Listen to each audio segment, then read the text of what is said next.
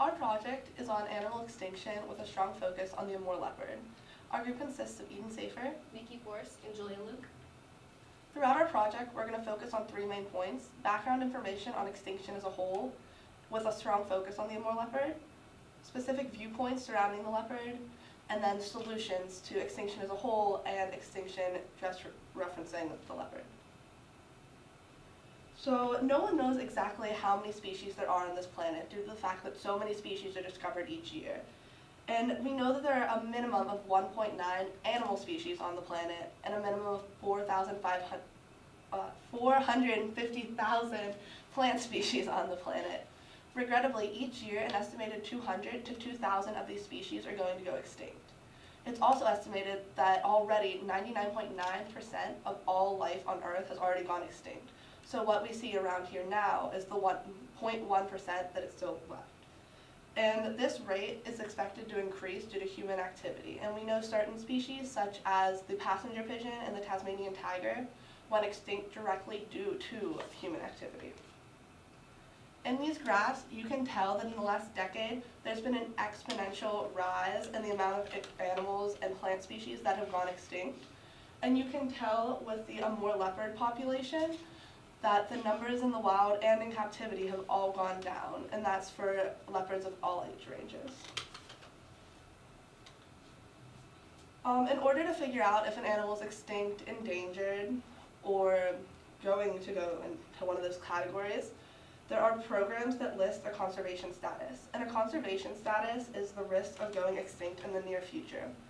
The most universally accepted way of determining an animal's conservation status is the IUCN Red List of Endangered Species.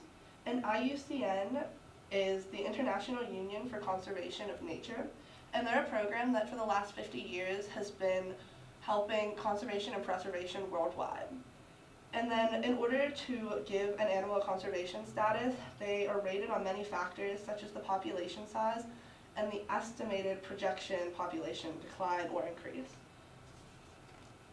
There are several groups that an animal can be placed into, such as extinct, which is the species no longer exists, the last one in the wild has died, and animals such as that are the dodo bird and the golden toad. Extinct in the wild, which means the animal can no longer be found in the wild, only in captivity, and would be gone without human intervention, such as the black softshell turtle or the Hawaiian crow. Critically endangered, which is extreme risk of extinction in the wild, which is the highest assigned position that's not extinct, which is the angel shark and our animal, the Amur leopard. There's endangered, which means the animal is at a risk for extinction, but not high enough to be placed for critically endangered. And as far as we know of now, there's at least 5,200 species on this list. And they can include the Adelaide pygmy, skink, or the African penguin.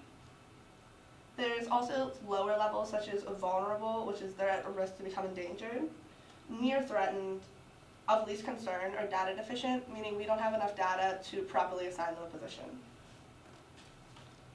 And there are many causes of extinction, which you can see up in the PowerPoint behind. There's habitat loss and fragmentation, which are normally caused by humans trying to expand or gain more resources. Hunting and poaching, invasive species, which can be moved by humans. They attach to boats or within luggage. Climate change, diseases, collection for the pet trade, which is illegal, pollution. And the Amur leopard itself is endangered due to habitat loss, poaching, and a decline in prey due to humans. And then this extinction of the leopard and extinction in general affects the environment in many ways. Because everything is connected within an environment, one animal being taken away or one plant species can affect the food web. It can also cause a change in ecosystem services, which can increase the risk for flooding or mudslides. And it can affect humans in different ways because we get most of our food, dyes, and medicines from nature.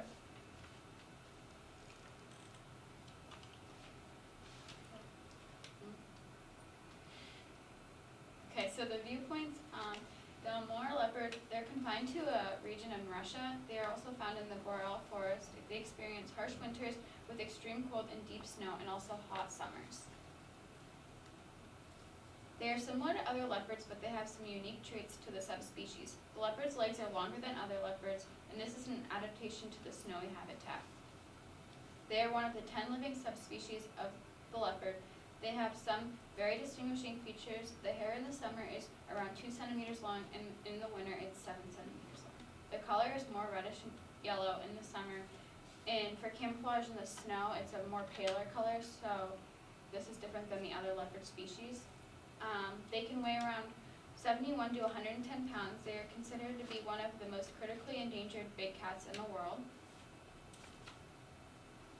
Their food consists of many different prey, but some of the most common are the deer, the badgers, and the hare. They normally hunt at night and need a large territory to avoid competition. There are around 30 left in the wild, and then there's 12 purebred in captivity. Captive animals live for around 20 years, and the wild animals are believed to survive for up to 12 years. They are killed for their fur, hats, medicine, and poaching farmers and wildfires. The Amur leopard can run up to 37 miles per hour and can leap more than 19 feet horizontally and 10 feet vertically. They are known to carry and hide unfinished kills, so they are not taken by other predators. The cubs can stay with their mothers for almost 2 years before becoming independent, and they can also be very strong swimmers. Some people say that the males stay with the females after mating, even to help them rearing the young. To conclude our presentation on Amur leopards, there's some solutions to stop this animal from being endangered. The World Wildlife Fund, or WWF, has worked with the government and local programs to preserve the leopards. Lobbying has successfully stopped pipeline and mining plans, which normally is destroying their habitats. They've also reduced illegal and unsustainable logging practices. The WWF also monitors the leopard populations. They have camera traps set up to keep eyes on them at all times, and they've also worked to keep their prey in stock, such as the Sika deer. Another organization is the Amur Leopard and Tiger Alliance, or ALTA. They protect from illegal hunting and habitat destruction and have awareness programs with the local communities. The Zoological Society of London, or ZSL, is another program that attempts to save the leopards. They help reduce fires that are destroying their habitats, and they've also created a conservation breeding program in the Moscow Zoo, and they currently have 100 leopards there. The ZSL finds it very important to educate people to really help save the leopards. Traffic, which is the world's largest wildlife trade monitoring network, helps governments enforce domestic and international trade restrictions on the leopard products, and they are listed in the city's Appendix 1, prohibiting all commercial trade in that species. CITES stands for the Convention on International Trade in Endangered Species. It is an agreement between governments which aims to ensure that international trade over 33,000 endangered wild animals and plants does not threaten their survival.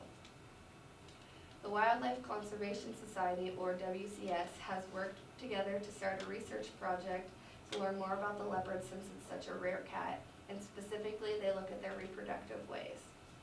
Another project to help spread the word, you can look at the Archive Project, which educates and engages people into the natural world. The Amur leopard needs as much help as humanly possible, and it all begins with us.